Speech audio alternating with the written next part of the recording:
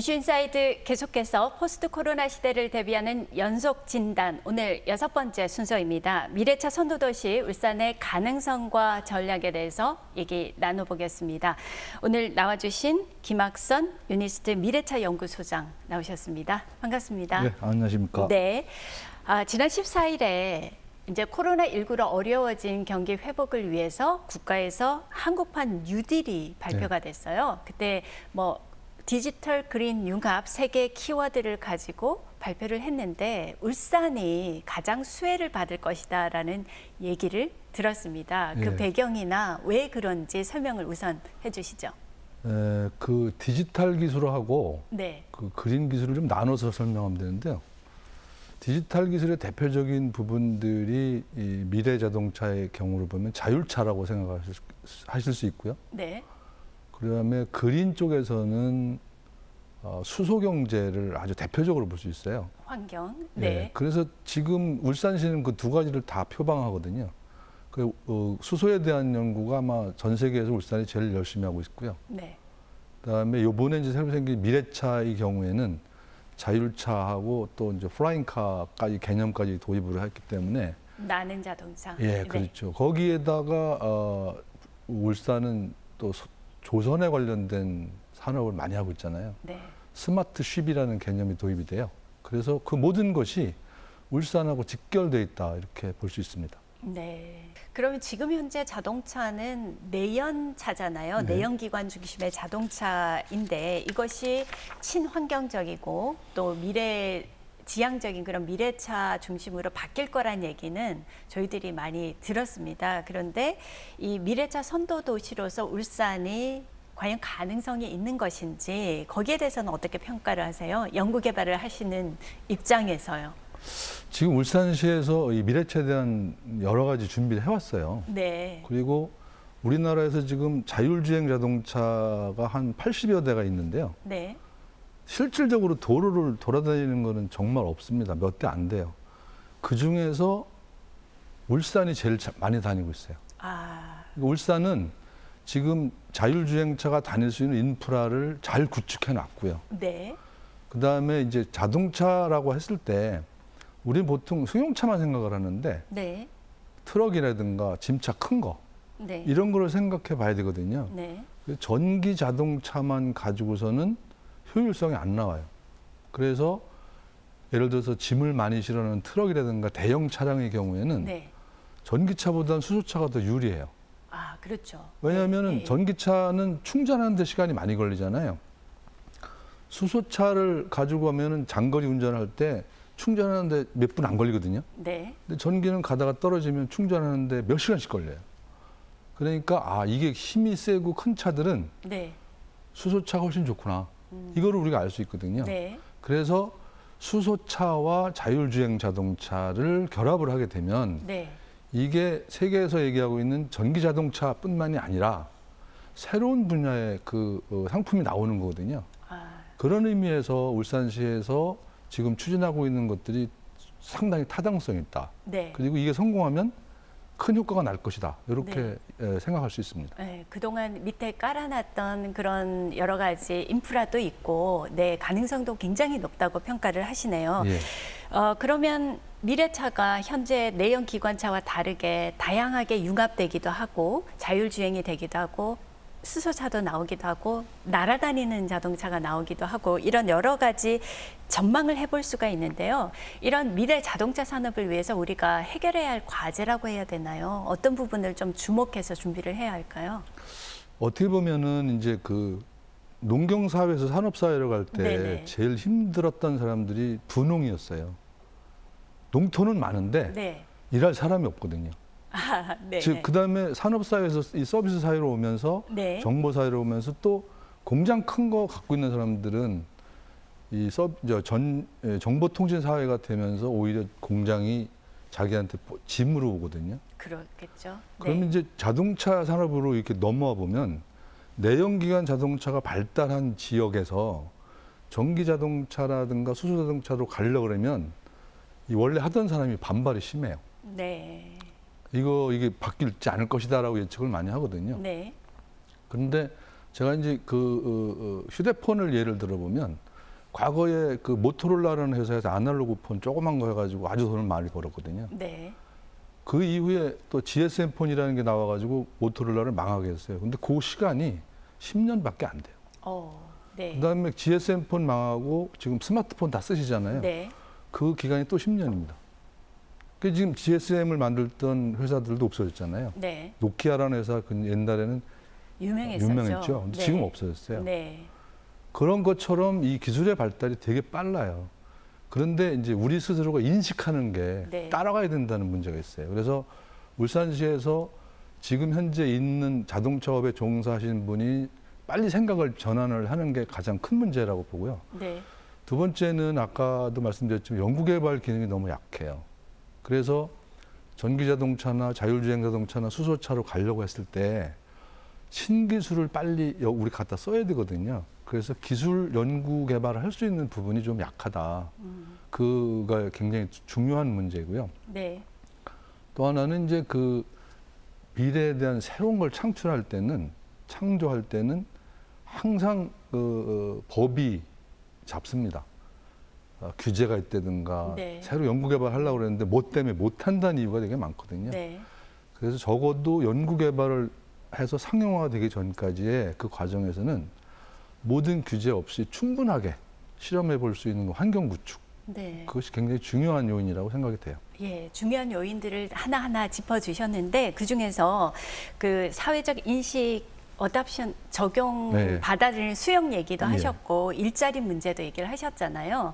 사실 뭐 연구 개발하는 사람들이 직접적으로 일자리 문제 대책을 마련하지는 않지만 그래도 사회적 영향을 평가할 때 이런 일자리가 어떻게 될 것인지 거기에 대해서는 고민을 좀 하고 논의를 하지 않았을까 싶은데 지금 현재 울산에는 부품 관련 내연기관 부품 관련 회사들이 많거든요. 예. 근데 미래차는 그런 부품들이 많이 안 쓰여질 것으로 알고 있습니다. 그래서 이 산업 구조 전환에 따른 일자리 대책은 어떻게 생각을 하십니까? 네, 저는 이제 네. 그 부분에서 그 기술이 없어지는 게 아니고 네. 기술은 다른데 응용할 수가 있어요. 예를 들어서 자동차 엔진을 만들던 사람들이 선박 엔진을 만들거나 항공기 엔진으로 이렇게 전환될 수가 있어요. 가능하겠죠. 약간의 그렇죠. 교육만 있으면. 그래서 네. 그거를 없어진다고 그 우리가 비관적으로 보기보다 여기서 응용 분야를 좀 바꿔서 새로운 분야에 도전을 시키면 되고요. 네. 또 하나는 이제 전기 자동차가 되면 내연기관 차에 비해서 부품 수가 한 40% 줄어요. 그러다 보니까 내연기관용 부품을 하던 사람들이 일자리가 없어진다 이렇게 생각을 하시는데 네. 사실 전기차가 됐을 경우에 새로운 또 부품이 필요하거든요. 예를 들어서 전기를 쓰기 때문에 전기 제어 장치용 뭐 IC라든가 네. 이런 것들은 새로 만들어야 돼요. 그리고 배터리 지금 뭐 다 아시다시피 새로 그 전기자동차는 꼭 들어가야 되죠. 엔진 대신에 반드시 들어가 있는 회전기관이 모터입니다. 근데 지금 모터에 관련된 기술이 우리나라 전체가 굉장히 부족해요. 네. 그래서 오히려 전기자동차로 이렇게 넘어가려고 할 때 여기 울산에 있는 기업 중에서 모터를 좀 해야 되겠다. 지금부터 그걸 투자를 하게 되면 세계적으로 아주 강한 그런 네. 회사가 새로 될 수 있고요. 지금 우리 그 울산에 가까운 양산 쪽에 SDI 그 배터리 공장이 있잖아요. 네. 그 부분을 오히려 더 활성화시켜가지고 울산이 미래자동차의 부품에 있어서도 상당히 큰 역할을 할 수 있다. 배터리에 들어가는 것도 사실은 몇 가지 소재가 들어가거든요. 양극, 음극 뭐 이런 것들이 많이 들어가기 때문에 네네네. 그런 것들을 중소기업하고 협업을 시키면 그것도 새로운 일자리 창출이 될 수 있어요. 그래서 네. 물론 일자리, 부품 때문에 일자리가 줄어들 것이다 이렇게 예측을 다 하지만 오히려 저는 이 기회를 이용해서 응용 분야를 변화시키는 노력 하나 그리고 네. 새로운 부품을 새로 만들어내는 그러한 그 생산 기술 네. 또 개발 기술 이런 걸 접목시키면 오히려 울산이 일자리가 많은 도시로 갈 수 있는 가능성도 있습니다. 네, 중요한 아이디어인 것 같습니다. 그 생산을 하는 데 있어서 산업 성장시키는데 기술의 중요성을 얘기를 하셨잖아요. 예. 지금 말씀하신 것처럼 지역의 부족한 연구 개발 환경을 채우고 또 미래차 개발을 위해서 지난 5월에 유니스트의 미래차 연구소가 문을 열었습니다. 미래차 연구 컨트롤 타워인 미래차 연구소에서 앞으로 어떤 연구들이 중점적으로 이루어질지 영상으로 만나보시죠. 하늘에는 비행체가 떠다니고 지상에는 이동형 모빌리티가 도심을 누빕니다. 그리고 이 둘을 연결하는 환승거점 허브까지. 현대자동차가 오는 2028년 상용화하겠다고 밝힌 미래형 교통체계입니다. We want to bring and join in people's lives by connecting people in meaningful ways and liberating them from limitations. 이 계획의 핵심은 바로 PAV. 쉽게 말해 하늘을 나는 자동차인데요. 이처럼 미래차 시대전환의 속도가 붙으면서 울산시는 유니스트와 함께 개인용 자율비행체를 비롯해 수소, 자율주행차 등 미래차 시장을 선점하기 위한 미래차 연구소를 지난 5월 개소했습니다. 미래자동차의 기초 원천기술 개발과 사업화 그리고 인력 양성까지 미래차 선도도시 울산을 이끌 컨트롤 타워를 목표로 하고 있습니다. 대한민국의 자동차 산업 재도약과 육성을 위한 국내 최고의 연구 개발 컨트롤 타워가 될 것이라고 믿어. 울산이 보유한 국내 최대의 생산 시설과 연구소가 시너지 효과를 낸다면 세계 최초로 하늘을 나는 자동차를 개발할 것으로 기대가 모이고 있습니다. 문제는 규제. 고도 제한과 비행 금지 구역 등 상용화의 발목을 잡고 있는 규제 개혁을 통해 실증에 나서야 하는 과제가 남아 있는데요. 규제 자유 특구 지정을 통해 미래차 시장을 선점하겠다는 울산시의 계획이 어떤 결과로 이어질지 주목되고 있습니다.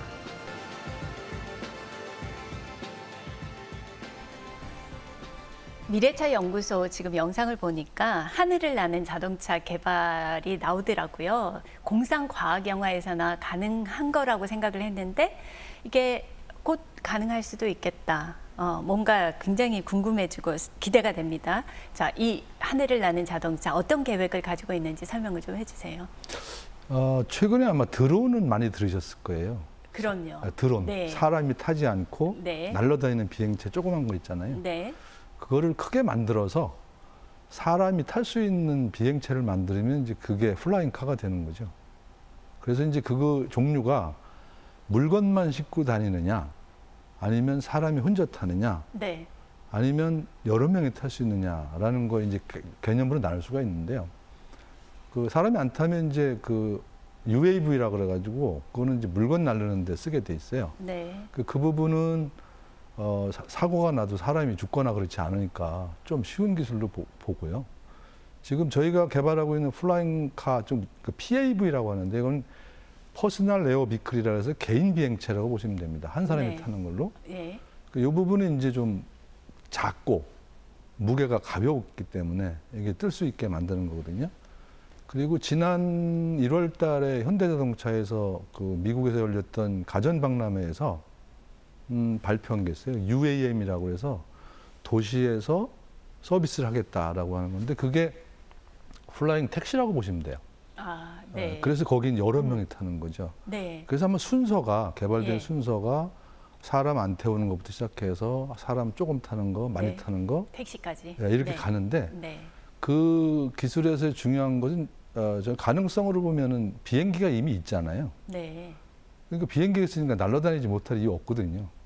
근데 왜 비행기가 지금 현재 이 차에 적용 안 되냐면 비행기는 이렇게 뜰 때 활주로가 있어야 되잖아요. 네. 얘는 이제 버티컬 테이크업 그다음에 랜딩을 해서 브이톨이라는 게 있어요. 수직이 착륙을 해야 되거든요. 그럼 활주로가 없어도 되기 때문에 네. 그 수직이 착륙 기술을 접목시킨 것이 지금 저희가 개발하고 있는 아, 그러면 헬리콥터하고 비슷하지 않나요? 헬리콥터가 비슷한 개념으로 보시면 되죠. 네. 그 자리에서 떠서 그렇죠. 네. 날아가는 거니까. 예. 그래서 그런 개념으로 해서 저희는 대학에서 자체적으로 지원을 해서 개발한 지가 한 4년 됐어요. 그래서 어느 정도 이제 가능성은 봐 있고요. 네. 스스로 떴다 내렸다 하는 것까지는 다 확인이 된 상태고요. 이제 앞으로 좀 더 투자를 하면 충분히 사람 하나가 타서 이동할 수 있는 그것이 머지않아 나올 거라고 생각합니다. 네. 정말 교통이 막혀서 답답할 때가 많은데 이럴 때 날아다니는 택시가 있다면 정말 좋겠다는 생각을 많이 하거든요. 하지만 이게 아까 말했던 사회적으로 수용이 되고 이렇게 상용화가 되려면은 지금 말씀하신 것처럼 연구개발 단계에서는 좀 규제도 풀어주고 네. 또 일부 지역만 허가해주고 이런 것도 필요하다. 그래서 네. 논의 중이다라고 말씀하셨는데 지금 현재 수소 선도도시 또 게놈 뭐 생물 그 생명공학 이 부분에 대해서 규제 자유특구가 있거든요. 예. 근데 지금 이 비행체 산업까지 규제 자유특구가 된다면 울산의 모습은 아주 달라질 것 같은데요. 아, 제가 네네. 그려보는 울산의 모습이요. 네. 지금 이제 울산에서 지금 시도하고 있는 여러 가지 그린 경제에 해당되는 걸 보면 태화강 중심으로 해서 태화강의 강에는 이렇게 그린십, 즉 수소 배가 네. 왔다 갔다 하고요. 네. 그 태화강 양쪽으로 지금 트램을 놓는다 그러는데 트램도 수소 트램을 지금 구상하고 있는 걸로 알고 있거든요. 그러면 지금 저희 비행하는 플라잉 카가 네. 배 위에서 바로 떠가지고 저쪽 울산역에도 내려주고요. 저 영남 알프스 쪽에 가서 관광도 시켜주고 네. 아까 얘기하는 여기 국가정원 이런 네. 데까지 연결을 시켜주면 아마도 그린 경제 메카 울산 아주 멋지지 않을까요? 너무 가슴이 두근거리는데요. 저는 그게 올 거라고 네. 생각하고요. 예. 그 중에 이제 저희가 연구소 쪽에서 하는 것이 플라잉 카뿐만이 아니라 그린쉽 쪽에도 배에도 저희가 이제 어떻게 하면은 스마트쉽 만드는데 일조할 수 있을까? 그 부분도 노력을 하고 있습니다. 네. 자, 앞으로 이 미래차 선도도시 울산을 위해서 많은 역할을 해주셔야 할 것 같은 생각도 듭니다. 미래차 연구소를 어떻게 이끌어 나갈 계획이신가요? 능력이 닿는다면 네. 저는 이제 생각을 이렇게 하고 있습니다. 옛날부터 멀리 가려면 같이 가고 빨리 가려면 혼자 가라 그러잖아요. 그건 협업에 관련된 개념이에요.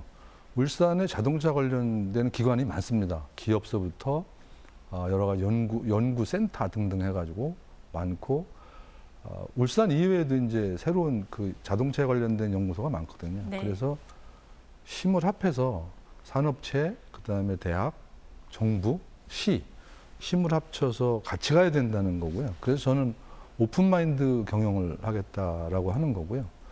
두 번째는 옛날 속담에 깊이 파려면 처음에 넓게 파야 된다 그러거든요. 네. 좁게 파면 이제 자기가 갇혀서 못 나와요. 저희 연구소는 그래서 미래차에 관련돼서 기술뿐만이 아니고 네. 디자인을 어떻게 바뀌어야 될지 그리고 그 차 안에서 앞으로 할 일이 뭘까 자율주행이 되면 노는 거, 일하는 거, 잠자는 거. 그 경우에 따라서 가장 알맞는 자동차를 만드는 구조. 네. 아울러서 미래차가 이제 막 돌아다니면 자율차가 다니면 거기서 나오는 그 데이터가 있잖아요. 그 데이터들을 모아서 울산 시민이 가장 편리하게 살 수 있는 방법은 뭐냐? 그거를 이제 서비스에 넣습니다. 그래서 저희 연구소는 연구 개발하는 기능만이 아니라 디자인 그리고 서비스 이 부분까지가 총망라돼 있어요. 네. 그래서 넓게 연구를 해서 여기서 어느 부분이든지 독창성 있는 게 나와서 전 세계에서 가장 좋은 거가 됐으면 좋겠고요. 제가 표방하는 것은 아까 말씀드렸던 것처럼 차가 굴러가다가 네. 차가 막히잖아요. 그러면 대부분 사람들이 여기까지 저기까지 날아가면 좋겠는데 이러잖아요. 그래서 제가 플라잉 카라는 개념을 쓰는 것이 그라운드 투 에어 비클이라고 합니다. 그래서 네. 갬이라는 용어를 제가 만들었거든요. 네. 그래서 저는 세계 최초로 진짜 굴러가다가 잠깐 동안 날아가는 차. 수륙 양용차처럼. 그렇죠. 네. 그것을 세계 최초로 개발을 해서 그것이 상용화돼서 울산시가 갬의 메카가 되도록 만드는데 한번 저희 모두가 노력을 해볼까라고 하는 각오를 가지고 있습니다. 네. 자, 울산이 미래차의 허브 지역 성지가 될 수 있도록 노력 부탁드리겠습니다. 지금까지 김학선 유네스트 미래차 연구소장과 함께했습니다. 고맙습니다. 네, 감사합니다.